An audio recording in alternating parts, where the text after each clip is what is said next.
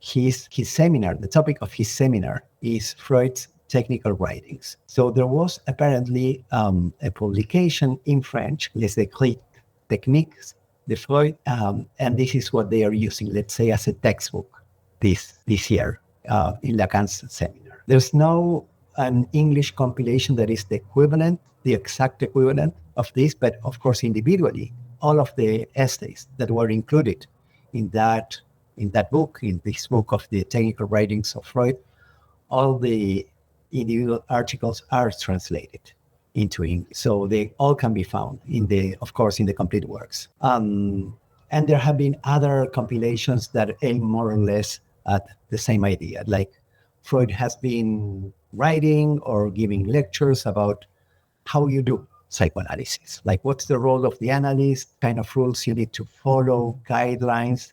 And so these are compilations. Actually, I think in the standard edition in English, in the standard edition of the complete works of Freud, I think in volume 12, there's also a compilation of technical writings, which is more or less equivalent to what Lacan is discussing this year. So Lacan says what we're going to work during this year, it's mostly 1954, are a number of papers on technique that Freud published between two moments in his career. He says between his seminal experience and structural theory. So the papers, it's about like 11 articles that Lacan will be discussing this year, were written and published more or less during this phase in Freud's work. So the seminal experience, we can translate that as the discovery of the unconscious.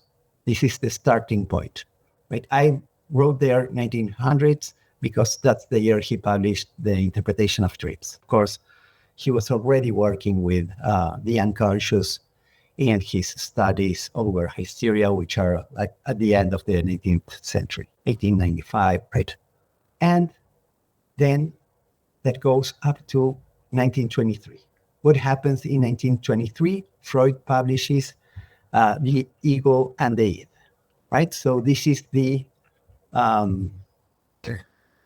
work where Freud postulates his structural theory. This is the theory that the mind is divided in three parts, three instances that he calls the ego, the superego, and the id. This is published in 1923. Now, the papers that Lacan is discussing this year in this seminar, in Seminar 1, are published between 1904 and 1919. Right? So they are in the middle between his seminal experience, the discovery of the unconscious, but he was still working with this topographical model of the consciousness, which is similar, but not exactly similar to the ego consciousness, the preconscious and the unconscious.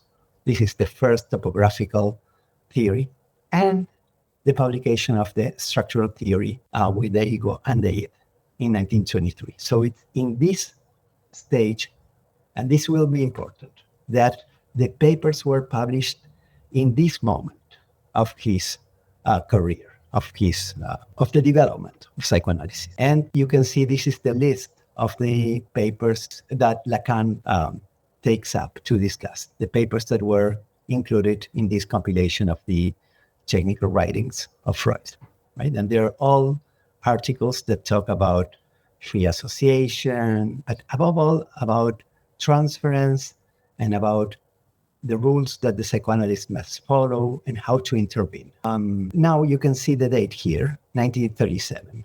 There is an article that is actually the first that Lacan discusses in this seminar, which is Constructions in Analysis, which is actually posterior to this period.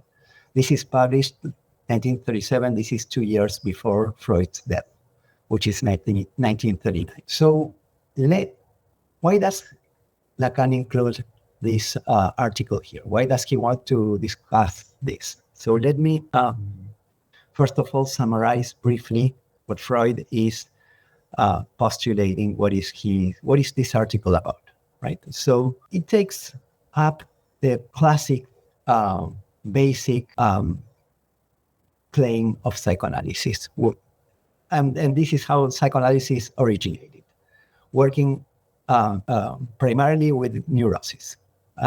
And what Freud would say, oversimplifying, is that in neurosis, there are some memories that were repressed. These are usually childhood memories, sexual memories that are repressed.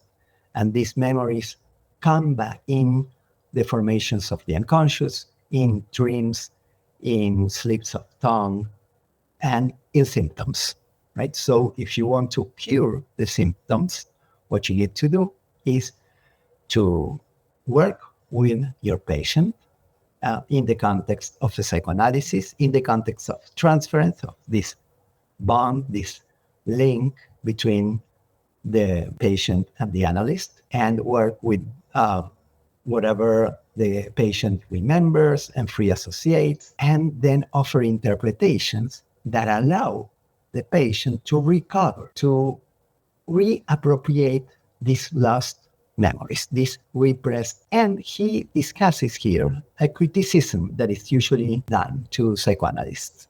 And the criticism, Freud summarizes it in an English phrase in the original, which is heads, I win, tails, you lose, right? So what does this mean? That if we offer an interpretation to a patient and the patient says, yes, that's right, that's exactly what happens to me, one, as a psychoanalyst, would feel this confirms my interpretation, right? But if the client says, no, that has nothing to do with how I see it, this is not it, then what does the analyst say? Of course, patient is resisting. This is resistance. Actually, the fact that he so emphatically rejected my interpretation is actually confirming my interpretation. So, either case, the psychoanalyst is right. This is a criticism addressed to psychoanalysis, and Freud says this is not how it works, right? So Freud says in this article, we don't take a yes at face value as confirmation of our interpretation, and we don't take a no also as refuting or invalidating our interpretation. What we do is we wait to see what effects our interpretation has on the client. So if the client, for example, then acts out in certain way in the context of transference, for example, skips the session, or if they produce another dream, more material that kind of replies to our interpretation, then those are the clues that we can take into account. This indirect way of continuing this conversation and validating or invalidating our interpretation, right? So we take all the material into account to then decide later whether we were right or wrong. And he also says something very interesting, Freud, a very strange comparison. This is surprising for me. He compares the delusions and hallucinations of psychotic patients with the constructions that the psychoanalyst makes when the psychoanalyst is trying to restore these lost memories in the client. So what is common to those cases is that the historical truth is not a matter of what empirically, factually happened, right? So another example with this is screen memories. Let's say I bring to session in my analysis a memory from when I was 4 years old, and something happened when my aunt was at home, and I was taking a bath, and she did something to me, and so at some moment I share this memory with my parents, and they tell me, no, this is impossible, right? Because your aunt was living abroad at that time, and this never happened. And still, this screen memory, even if it's literally, empirically false, there must be a reason why I have this memory. This memory is in some way expressing a historical truth.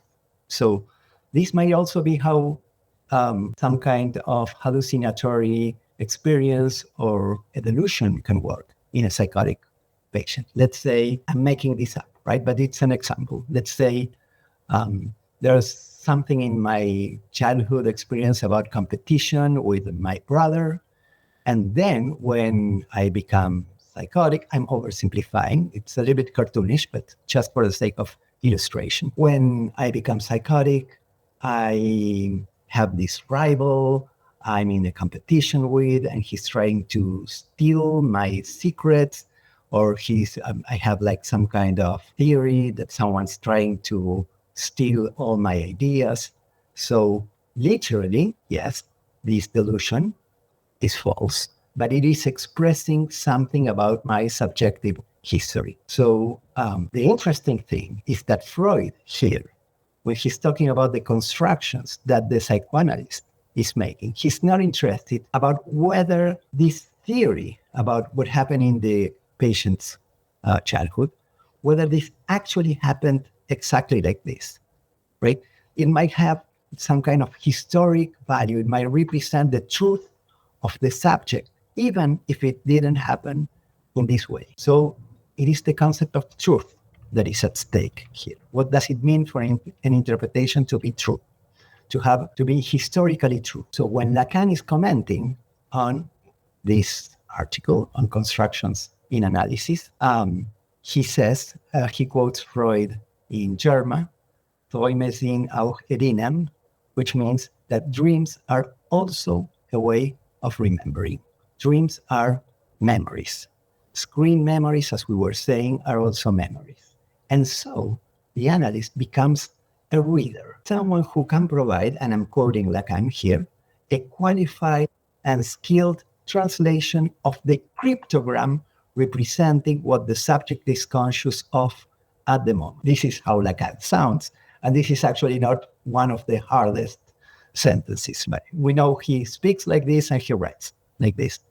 But the idea is there's a cryptogram, there's an enigma to be solved. There's like an encrypted message. And the psychoanalyst is good at helping the patient translate this enigma, this mystery that appeared in some incoherent phrase, in some screen memory, in some strange dream. Psychoanalysis is helping the client translate this. So we're not like natural scientists looking for something that factually happened, an empirical truth, but we're more like good readers, good interpreters. This is hermeneutic, right? We are interpreting, helping the client interpret these cryptograms. The point here is this is a reconstruction, not an unchanging photograph of what happened.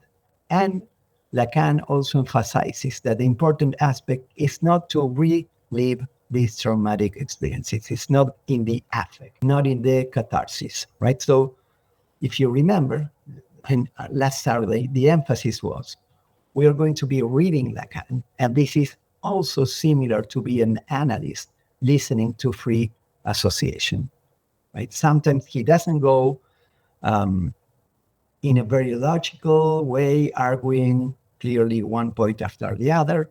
It's more the way an analysis progress. So, and the point here in this reading, in this interpretation, is, for example, in an analysis, to be able to produce this reappropriation of one's life. Lacan says a complete reconstitution of the subject's history. Okay, so this is Lacan speaking. He says, the stress is always placed more on the side of reconstruction than on the affecting reliving. Right? This is Lacan commenting on Freud.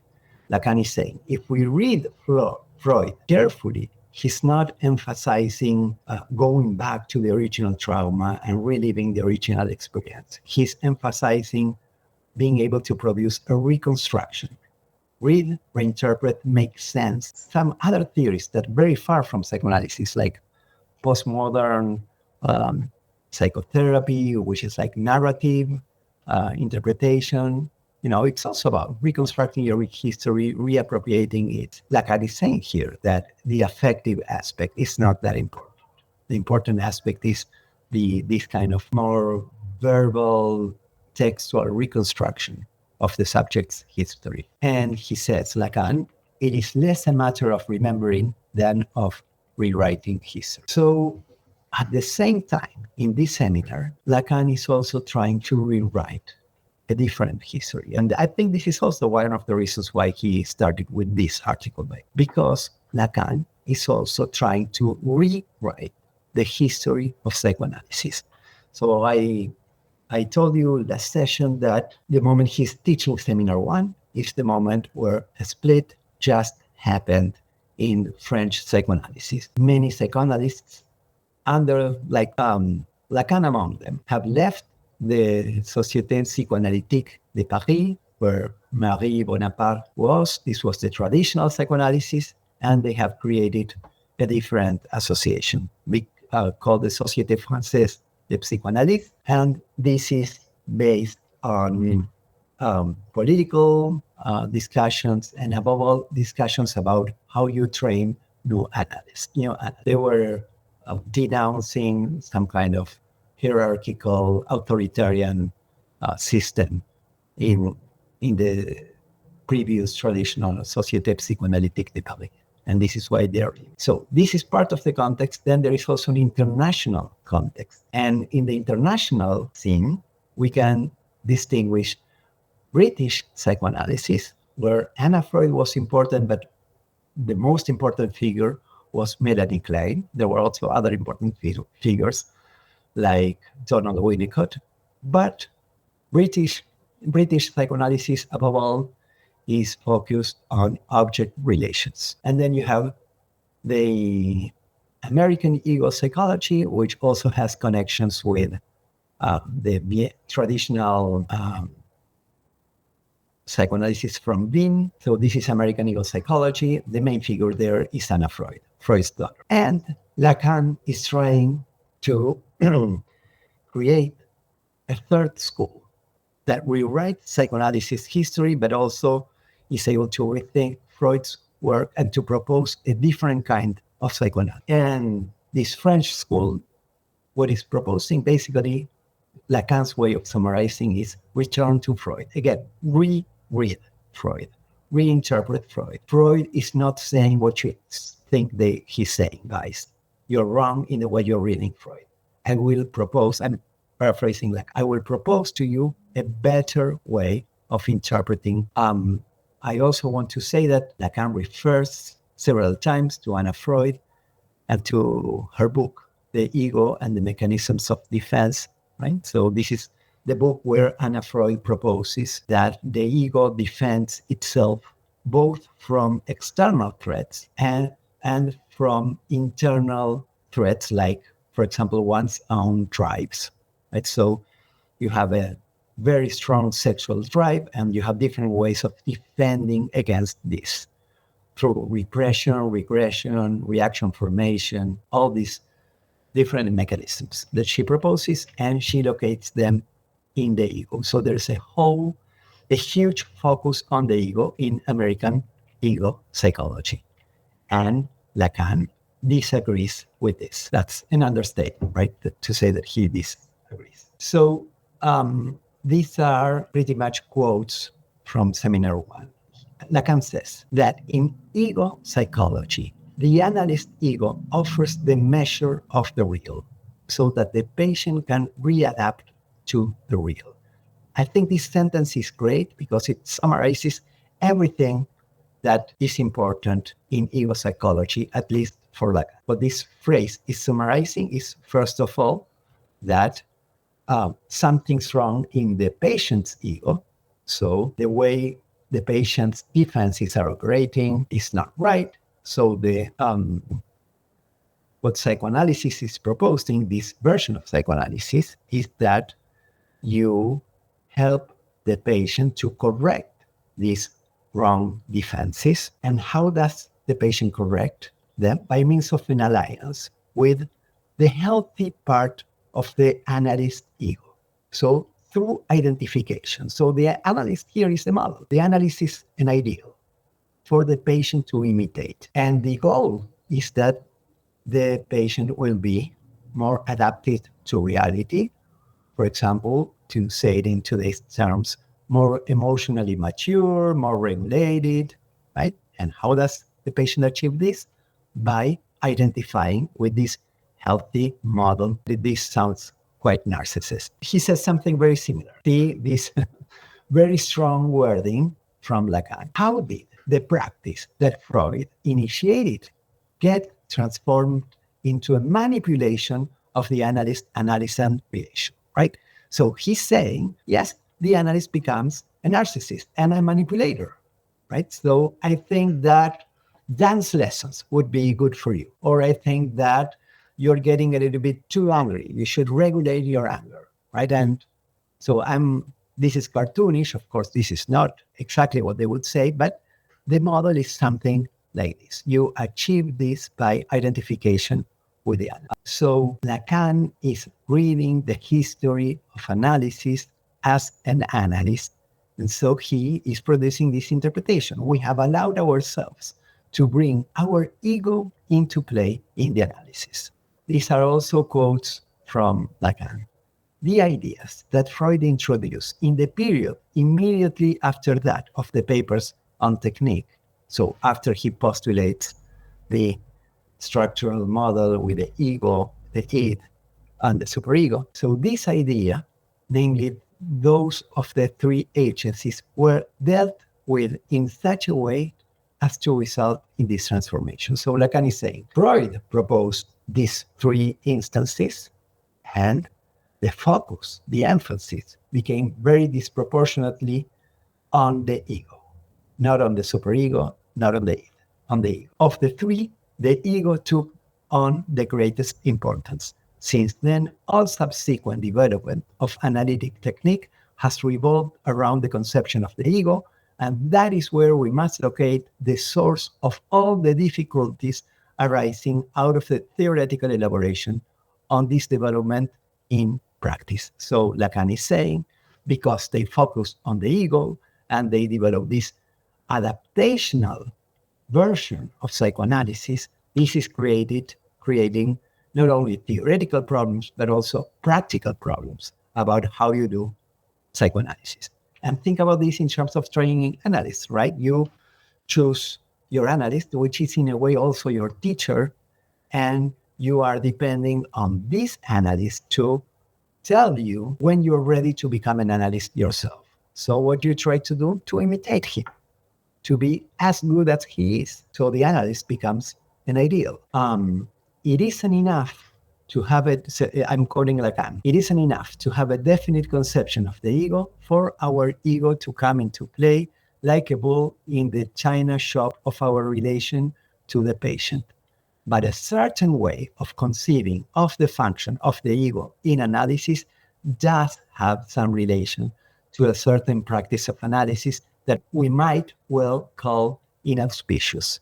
So Lacan is saying it never matches exactly for anybody. The theories that we have, it never matches exactly what we do in our practice. There's always a certain difference, a certain tension. We don't do exactly what we say we do. However, to define the ego in a certain way and to define the purpose of analysis in a certain way does have consequences in this practice. So even if it doesn't translate directly, it is important that we work on these concepts because this has practical consequences. They speak of the ego as the ally of the analyst and as the sole source of knowledge. But it turns out that the ego is structured as a symbol. This is classical Lacan. So he's very ironic and it's hyperbolic a little bit, but he has a point, right? So I finish this and I comment. The ego is the human symptom par excellence, the mental illness. So he's saying not only the ego is not the yardstick of mental health, it is actually the opposite. Think about Anna Freud's list of defenses, the ego: repression, dissociation, projection. The whole ego is a big symptom. It has all these imaginary mechanisms to deal with reality. And what is obscured here is the subject itself, the subject with its history, its desires, its own symbolic position, right? It's just the way of adapting and managing, and in the process of trying to adapt, producing more symptoms. The ego is just this huge, big symptom. So he actually goes to the opposite extreme. He reverses the position of the ego psychology. So, if that is not the direction to go, then what is Lacan proposing? So let's talk now not only in negative terms about what psychoanalysis is not according to Lacan, and let's try to see in positive terms what he is proposing. So I read again from Seminar 1. We must emphasize the fact that Freud progressed on a course of research which is not characterized by the same style as other scientific research. Its domain is that of the truth of the subject. What is at stake is the realization of the truth of the subject. So we can here draw a contrast. What orients the psychoanalytic process is not adaptation of the ego, but the truth of the subject. What do we mean by this, of course? That's very complicated, right? How do we define truth?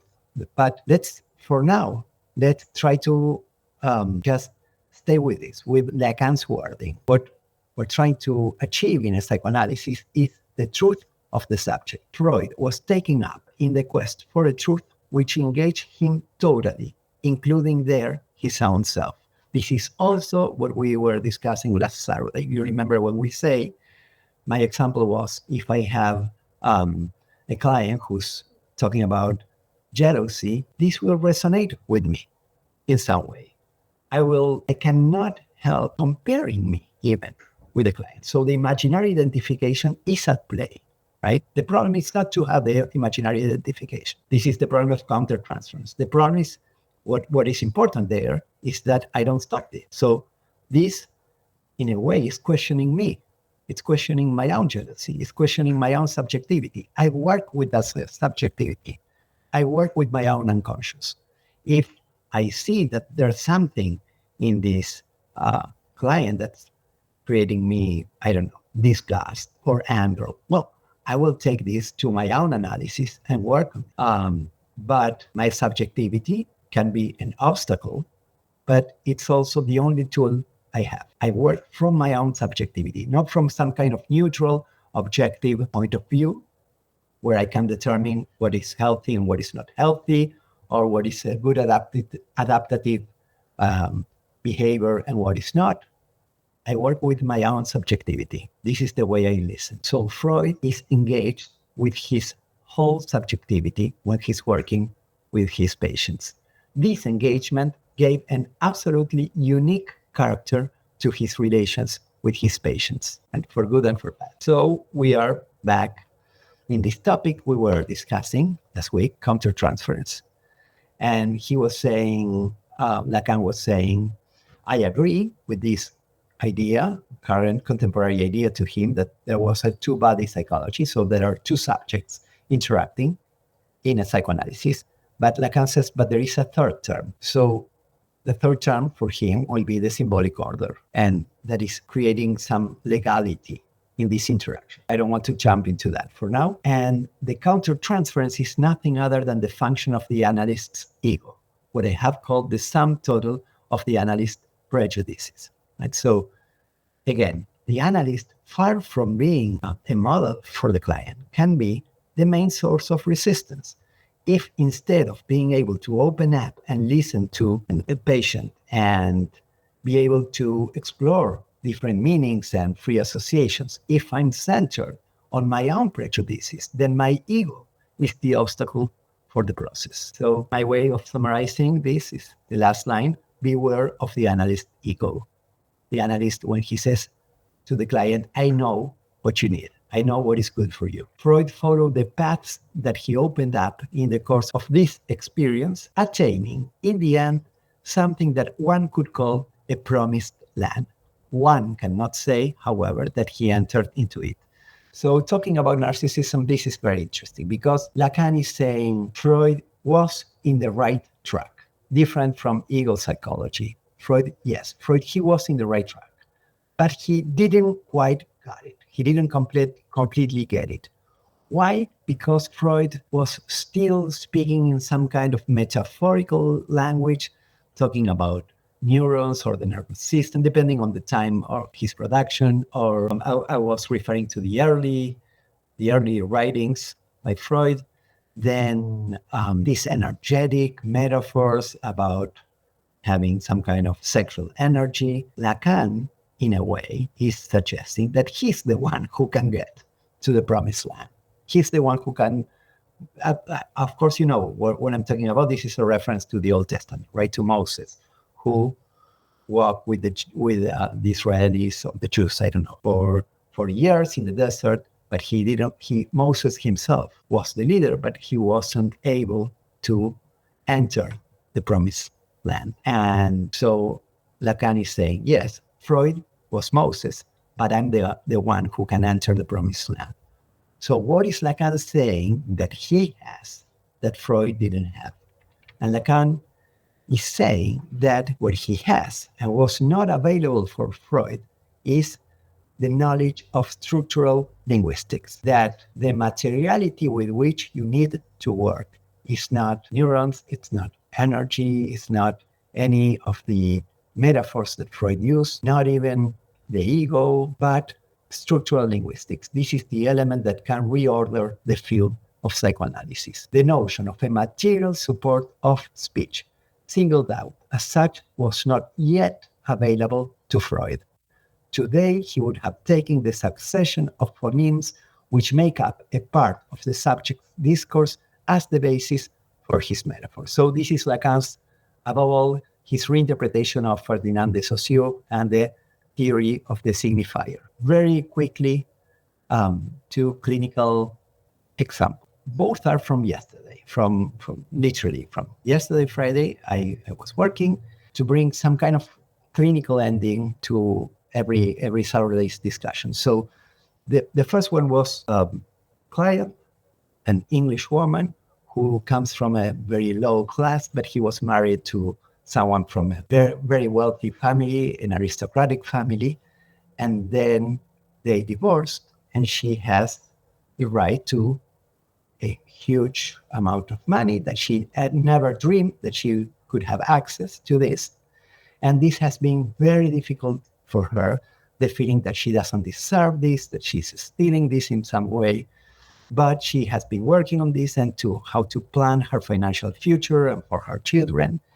And she's making all the decisions. And this contradicts an idea that she has, some kind of ideological stereotype that it is the man who is in charge of finance in the family. And now she has a boyfriend. So this boyfriend is a man, but he's incompetent in all these issues. So she's making all the important decisions.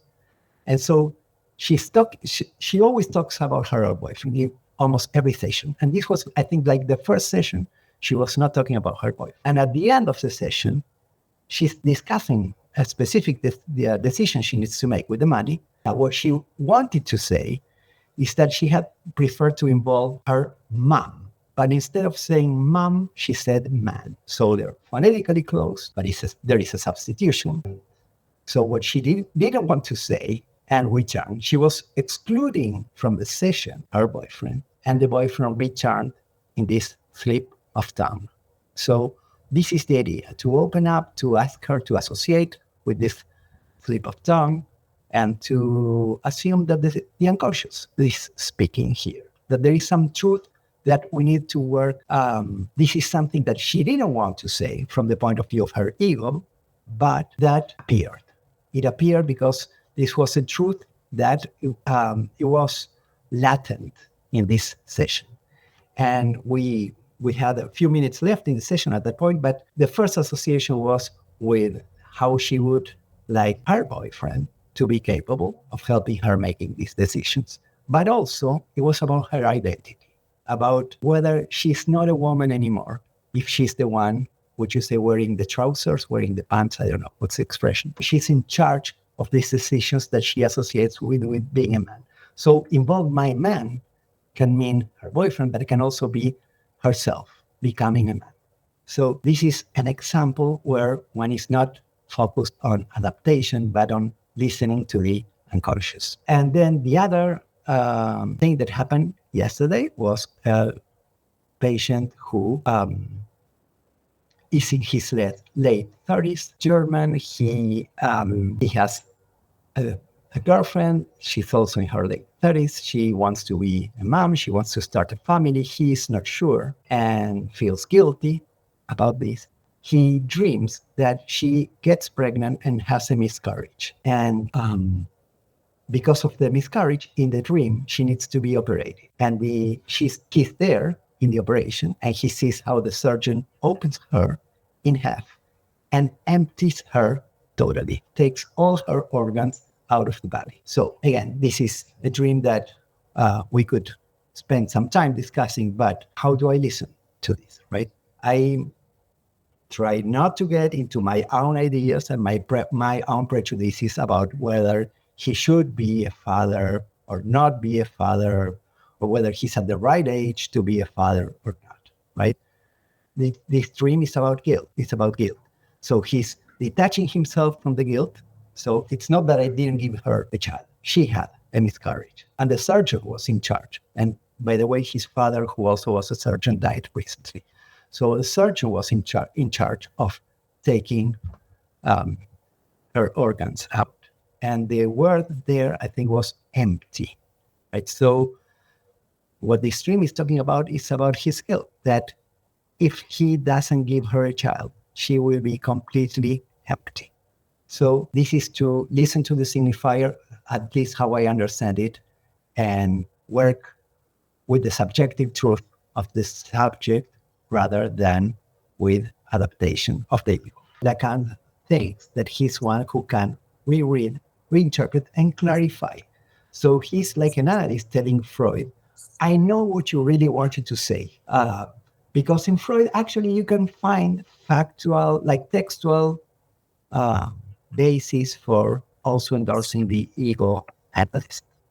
Like Freud does speak sometimes like a scientist, sometimes like someone interested in adaptation of the ego, but he also has this other element when he is.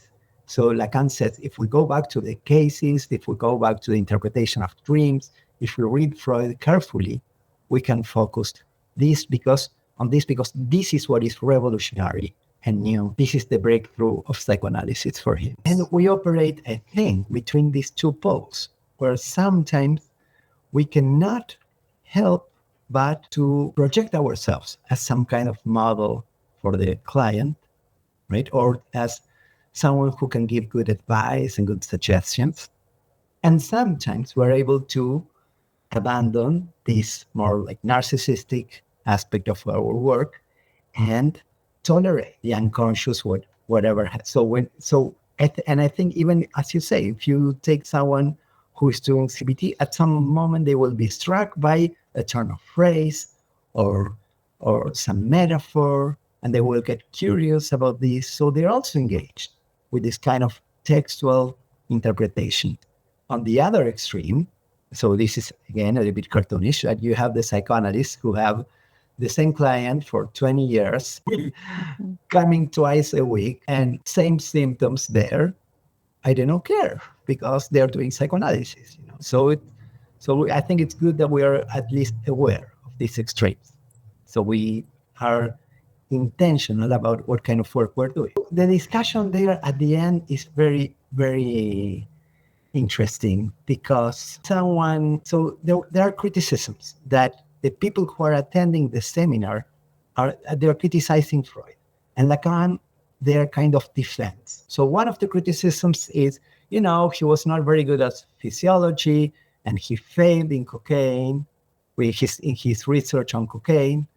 So, he ended up doing psychoanalysis. And Lacan says, no, he was always interested in some kind of therapeutic approach. And this is why he was interested in cocaine, but this is also why his desire was at stake in doing psychoanalysis. And then there's comes something more interesting, that is when they're talking about resistance. And someone says, some of these people, for example, Hippolyte is one of the people who intervene, he's a very famous French philosopher.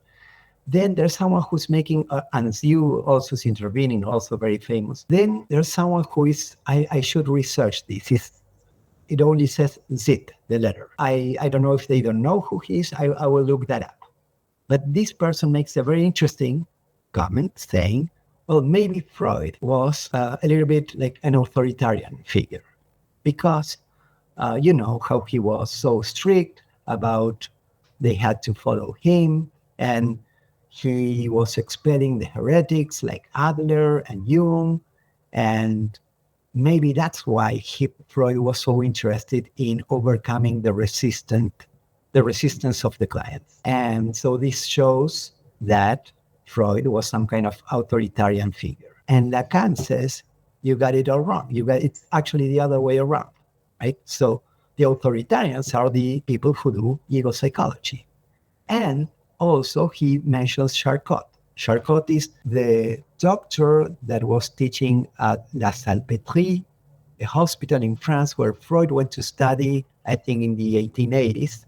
And that's where Freud started to be familiar with his hysteria. And so he would do these public like performances, the doctor, where he would call a woman who suffers from hysteria and he would hypnotize her in front of all the male doctors. And so he says, well, actually, this is to be authoritarian, right? To treat the patient as an object. But Freud, yes, he wanted to work with the resistance, but not by modifying it, not by changing the defense mechanisms, but by listening to it, by making it part of the text that the client is bringing to session. So he's actually, Lacan is saying, he's the most human of them all for Lacan. If we take the text of his class, he's saying, his relationship with science is problematic because he wants to be systematic and rational.